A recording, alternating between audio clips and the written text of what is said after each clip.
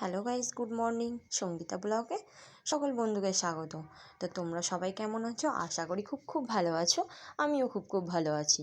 তো দেখতেই পাচ্ছ ক্যারাটের ভিডিও, সামনে দেখলে কিছুটা প্রাইজের ভিডিও।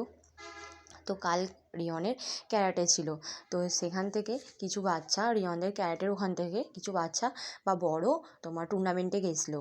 তো সেখান থেকে তারা ফার্স্ট সেকেন্ড থার্ড হয়েছে, 8খানা প্রাইজ পেয়েছে। তো খুবই একটা আনন্দজনক বিষয় বা খুব সুন্দর একটা মুহূর্ত কালকে আমরা মুহূর্তটা ফেস করলাম। খুব ভালো লাগলো, অন্তর থেকে ছুঁয়ে গেল।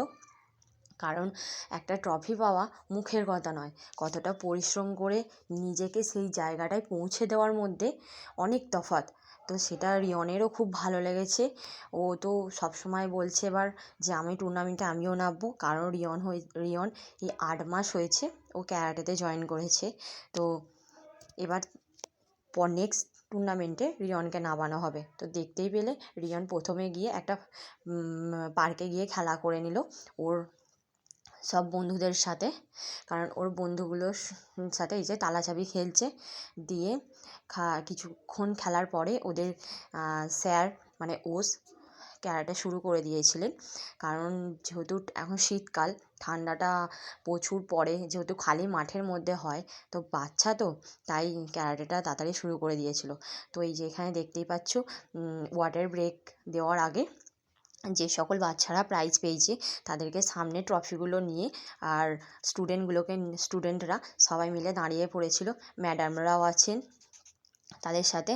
এই যে ওটা হচ্ছে প্রিয়াঙ্কা ম্যাম, তো উনিও আছেন, সবাই আছে। তো জিনিসটা সত্যি মুহূর্তটা অপূর্ব ছিল সেখানের। ওনাদের স্যারও আছেন, ওই যে উনি দাঁড়িয়েই আছেন। তো মুহূর্তটা আমরা কালকে ফেস করলাম, অপূর্ব লাগলো, খুব সুন্দর লেগেছে।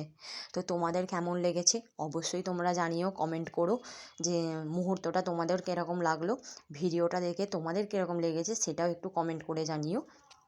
আর আমার চ্যানেলে যদি কেউ নতুন হয়ে থাকো তাহলে অবশ্যই আমার চ্যানেলটি সাবস্ক্রাইব করে দিও, পাশে বেল আইকনটিটা ক্লিক করে দিও, যাতে আমার ফার্স্ট ভিডিওর নোটিফিকেশান তোমাদের সামনে তোমরা দেখতে পাও।